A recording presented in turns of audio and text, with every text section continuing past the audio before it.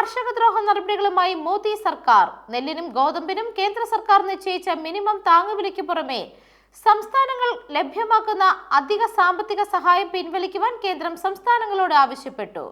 കർഷകരുടെ വരുമാനത്തെ വലിയ തോതിൽ ബാധിക്കുന്നതാണ് കേന്ദ്രത്തിന്റെ പുതിയ നീക്കം.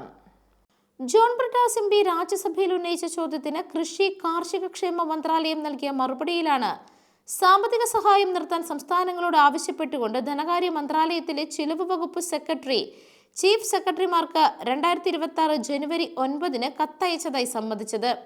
നെല്ലിനും ഗോതമ്പിനുമുള്ള മിനിമം താങ്ങുവിലയ്ക്ക് പുറമെ സംസ്ഥാനങ്ങൾ നൽകുന്ന ബോണസ് പുനഃപരിശോധിക്കാനും നിർത്തലാക്കാനും കേന്ദ്രത്തിന്റെ നയങ്ങൾ അംഗീകരിക്കാനും കത്തിൽ സംസ്ഥാനങ്ങളോട് നിർദ്ദേശിക്കുന്നുണ്ട്. നെല്ല്, ഗോതമ്പ് എന്നിവയുടെ ബോണസ് നിർത്തലാക്കി പകരം പയർവർഗ്ഗങ്ങൾ, എണ്ണക്കുരുക്കൾ, തിന തുടങ്ങിയ വിളകൾ പ്രോത്സാഹിപ്പിക്കാനും കത്തിൽ പറയുന്നു. News desk Magnavision.